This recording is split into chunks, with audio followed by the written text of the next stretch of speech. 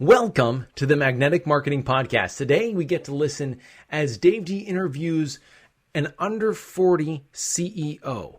Have you ever looked at the mirror and thought to yourself all the things that you wish you could get done and you're like, how did time pass so quickly? This is going to be an episode you will want to listen to. This is how Chris Hearn literally dissolves time. You're going to hear everything that Chris has done, how he's built out his core business, and how he's grown his business so extremely well. Plus, you'll hear how he is juggling 7 to 8 books at a single time and the unique way that he's using interns in his business.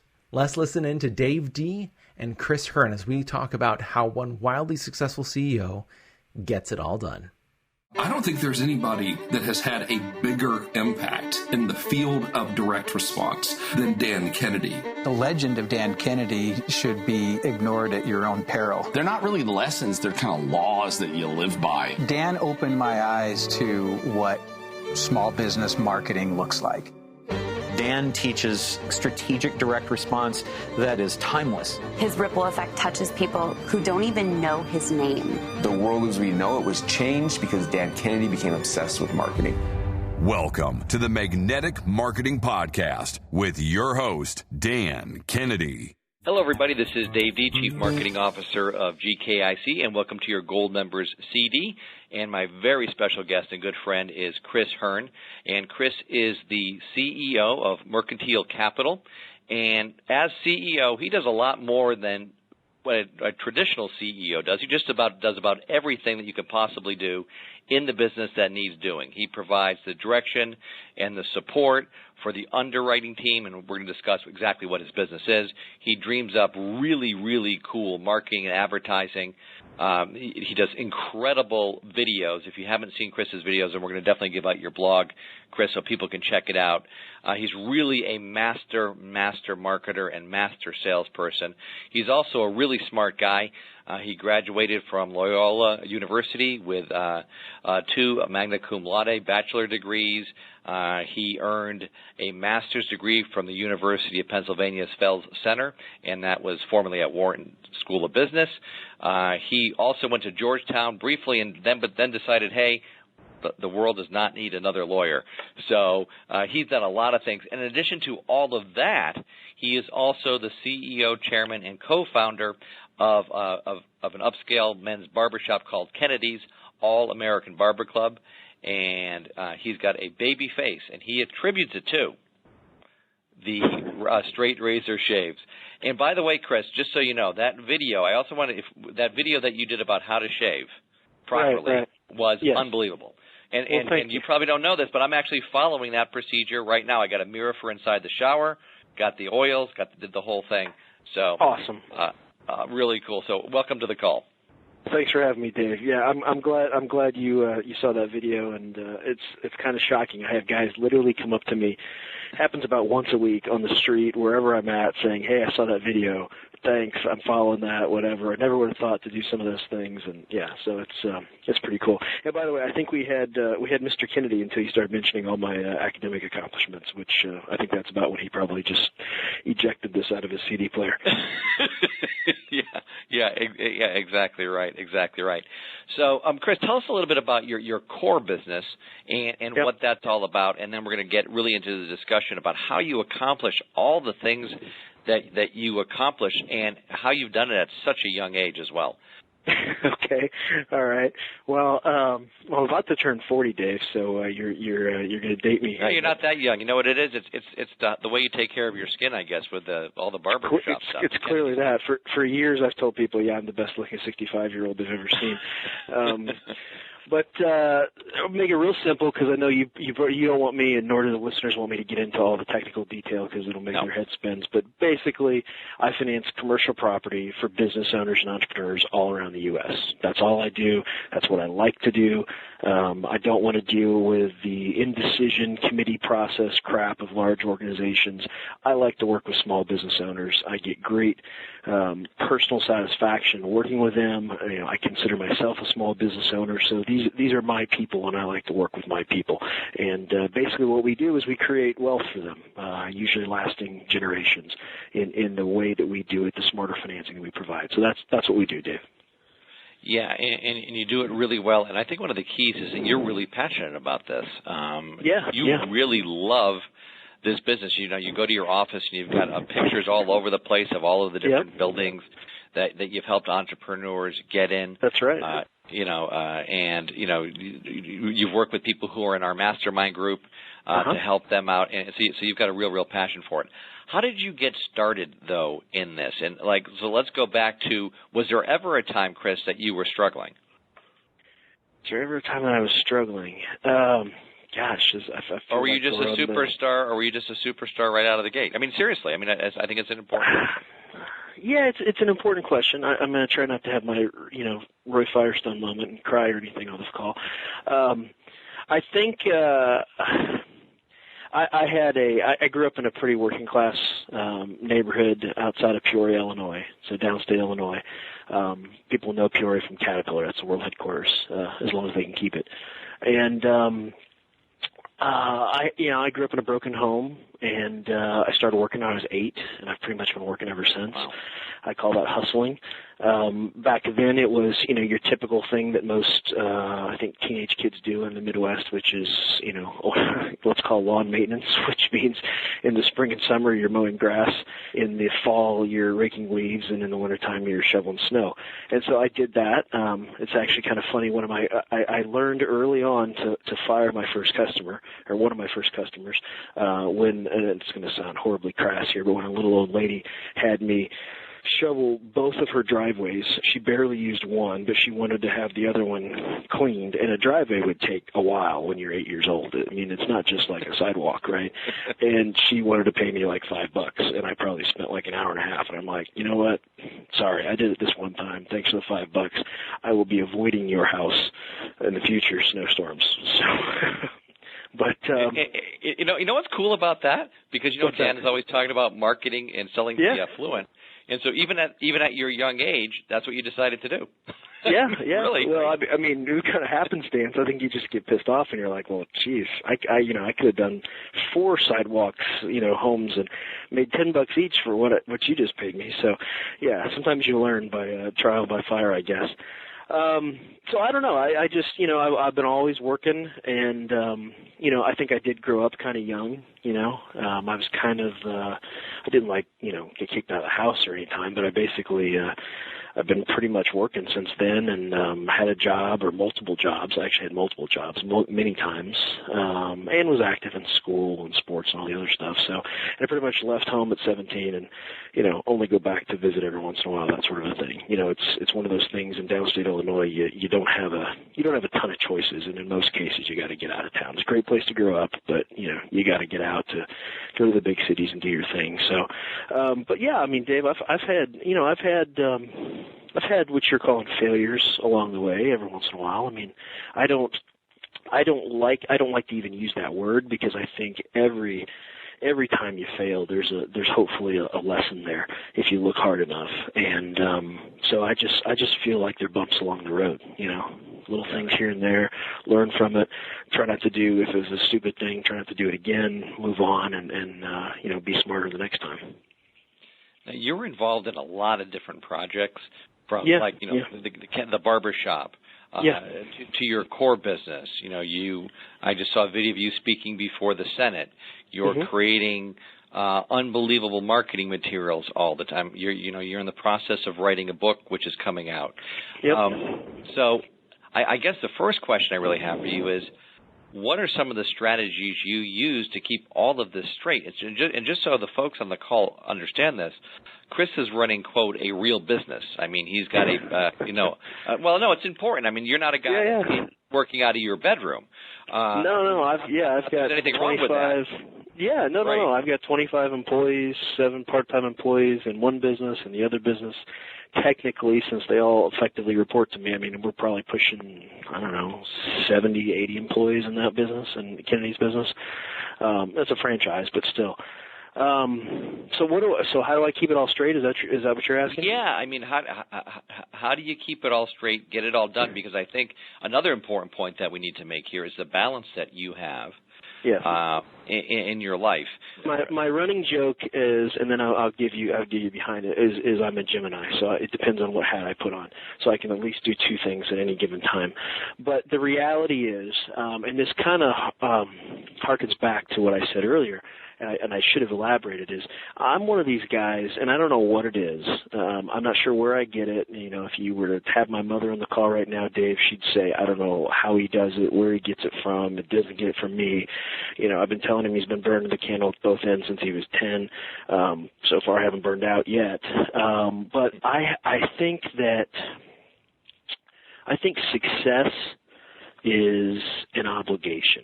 In other words, I think we have a duty to give it all we got in whatever it is that we do. Now, and a lot of the listeners, and I know you probably share this view with me, and a lot of your listeners will too, but we're very different. We're not like the mediocre majority that's out there who are never going to listen to these CDs.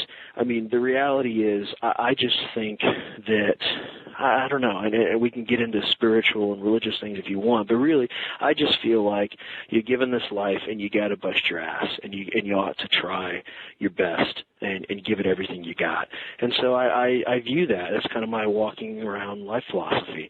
And so how do I keep it straight? I mean, I hire good people. I mean, I've been very fortunate and very blessed to have a lot of the staff with me for a long time. Now, as you probably remember, I've involved them in a lot of things over the years. You know, for years I used to take a number of my staff to the GKIC events, partly because I wanted to accelerate their learning curve so they knew how to handle me more and work with me and deal with me more. And that's worked very, very well. I mean, I was one of the first IBAs a long, long time ago.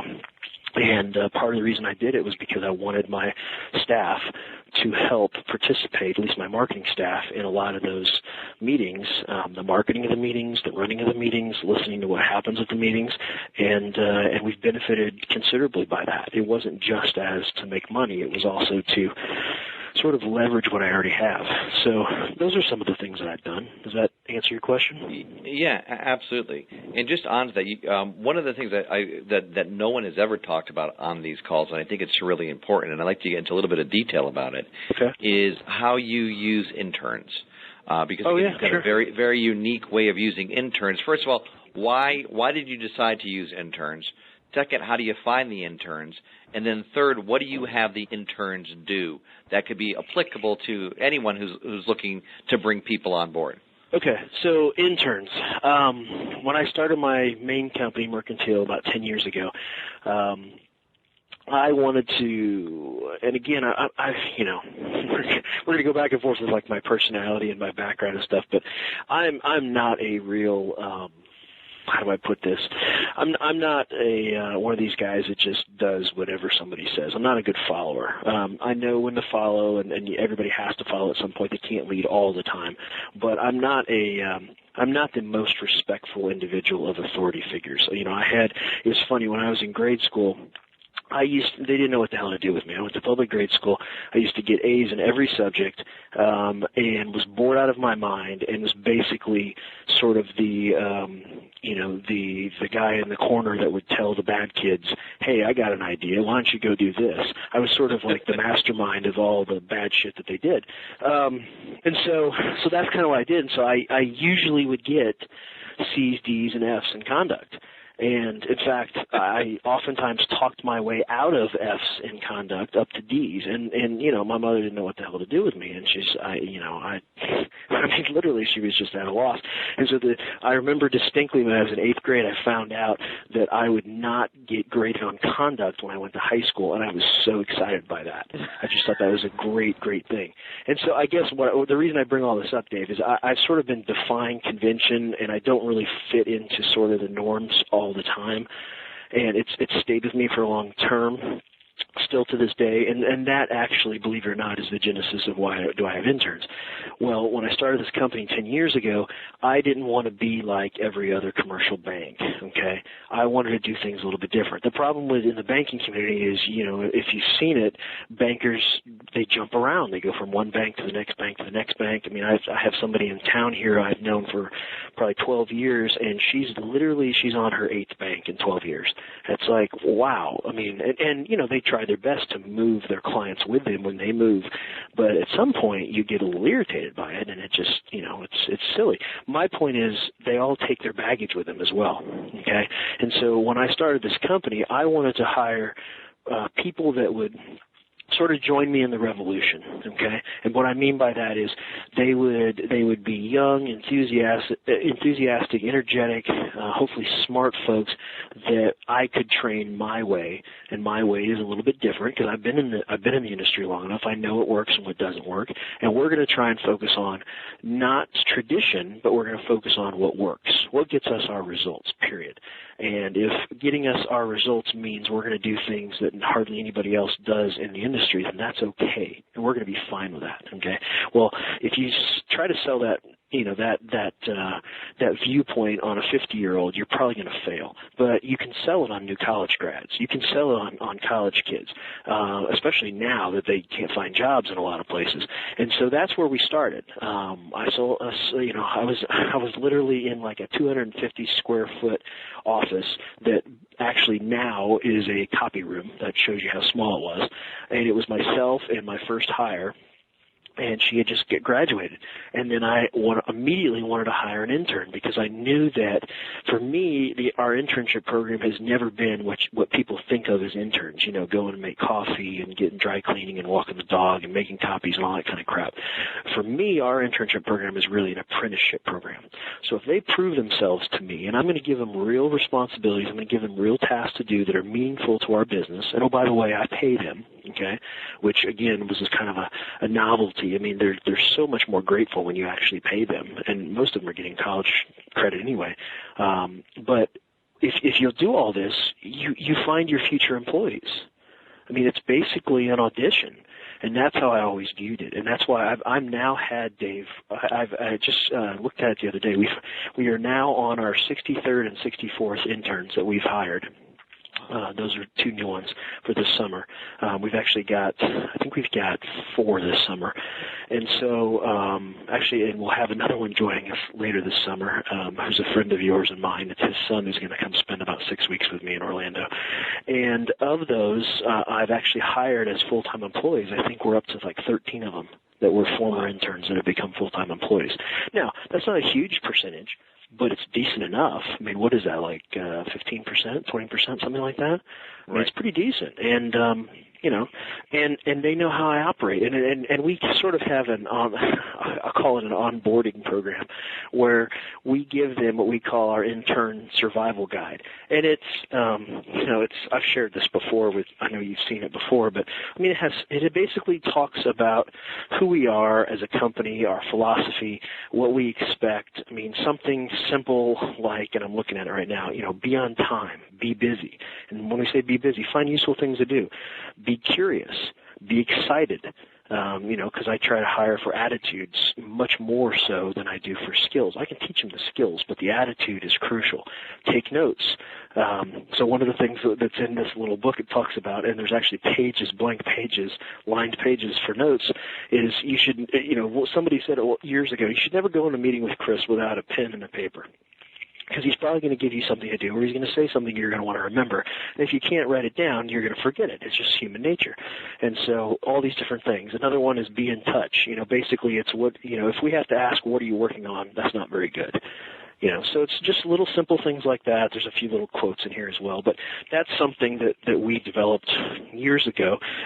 And I think it's what produces terrific future employees, and frankly, we're populating a lot of other companies here in Orlando, but also around the country with our high-quality former interns who learned a lot. And it wasn't just you know, how do you take your coffee, Mr. Hearn? I mean, it was a substantial experience, and I think that's important. And again, I feel it's my obligation. If I'm going to look to bring on a new team member, then I need to do all I can for them, giving them a good experience, and hopefully they're going to return it. Okay, so that is just brilliant. I mean, that's a short course on really how to work with interns and how to get them on board and hire them and get them up to speed. Let me just dig a little bit deeper here, because it's just such a fascinating subject that I don't think enough business owners tap into this resource. Right, I agree. So somebody comes on, and so, for example, at GKIC, we just are bringing on an intern. She just graduated from University of Texas. We're bringing her on. How should we work with her? Who should she report to? What kind of things should we have her be doing, and how much supervision does she need? Okay, well, just off the top of my head, she probably should at least partially report to a senior person like you. It doesn't mean you got to spend a lot of time with her. Half hour to an hour a week tops. Give her some real tasks. I don't know exactly what you're going to have her do. Is she a marketing intern? That's correct. Okay. Have her write some copy. One thing I've found is the university system in this country does not teach people how to write well at all. It doesn't matter if you majored in English Lit, if you majored in accounting, you're just terrible writers. So they've got to learn that skill, and you're going to have to spend a little bit of time, you or somebody else is going to have to spend a little bit of time with her. Important that they understand that they're not in academia anymore. There's a certain way that you write in academia that's vastly different than the way you and I write when we write copy. And usually, because you actually do a lot of the same things I do, which is you and I tend to communicate and write copy that's very conversational. Well, they don't learn that anywhere else. Okay, so you're giving her a skill set right there, whether she becomes a future employee for you or she goes somewhere else. It's very, very valuable. When you give her responsibilities, give her time frames. This is what the previous person did, and this is how long they took. This is roughly what I expect. Little things like that. One of the things that you said, Chris, which was, and again, it really struck me, is when I wrote down earlier that you said, give them real tasks, but you're talking like real tasks, like writing copy. I mean, that's a real task. So something that someone would actually do if they were part of the marketing team. Yeah, I mean, now it's going to be crap. Of course. The first time around. Right. But, you're probably at the same point I am, which is it's a heck of a lot easier for you to edit what somebody else started, unless it's absolute garbage, than it is to start from scratch. And so, and frankly, it's a teaching moment. I mean, you're trying to explain, here's why this sentence doesn't make any sense, or you need to add more personalization here, or how about you think about starting this, or, oh, by the way, here's my cheat sheet of some openers or some headlines, or see what you can do with this, and let's do some bolding and some underlining, and the same thing. But I mean, you want to give them real stuff. Now don't have them talk to your banker on the phone, or try and balance your books or anything like that. But I mean, there is real contribution that can come from these young people, and frankly, that's how they learn. If you don't give it to them, how are they going to learn? It doesn't happen by osmosis. Right. I mean, that is brilliant. Absolutely brilliant. So we could talk about this all day. Maybe we'll have another call, another training about this, because it's huge. And I mean, you use them and you hire them, and like you said, you're creating great employees. And it's something like 30% of the young people today, and I'm saying that's like 18 to I think it's like 30, are underemployed. I just saw that statistic the other day. 30% of them are underemployed, meaning they either work part-time, they work at a job that they don't like, that they just took for the money and it's not something that they wanted to do, or they're unemployed entirely. I mean, that's terrible. So my point is, there is a whole population of people that you could get that won't cost you as much, because even though you pay the intern, you're not paying them like you would a full-time staff person, okay? And you're trying to figure out, it's an audition. Is this somebody who should be here with the team going forward or not? I just hired a guy, as you know, who's the son of one of our mastermind members, who interned first, did an outstanding job, worked his way into a position. I actually didn't have a position for him when he started, but we created it because I didn't want to let him go. He's a good guy. Wow. So, okay, let's continue on here because there's so much I want to talk to you about. We're running up against the clock here. Okay. The one thing I want to talk about is you are a voracious reader. I mean, voracious reader. Every time we go into the mastermind meeting, you have read, I don't know, a gazillion books. So, and I kind of touched upon this. I asked you this at the actual event, at the mastermind meeting. But I want to get into a little bit deeper. Number one, how do you choose the books that you read? Okay. Right, so let's start with that. Like a lot of people, people make recommendations. I'm very, very observant. I'm curious. I have a natural curiosity. I pay attention to things. If I'm reading the Wall Street Journal on a weekend on my lanai, and somebody talks about a book and it seems interesting, I might, hit up my Amazon Prime, and 30 seconds later the book's on its way. I do that. I rely on smart people like yourself and other folks who recommend books from time to time. I mean, I have inputs coming from all over the place. How do I prioritize them, and how do I finish them?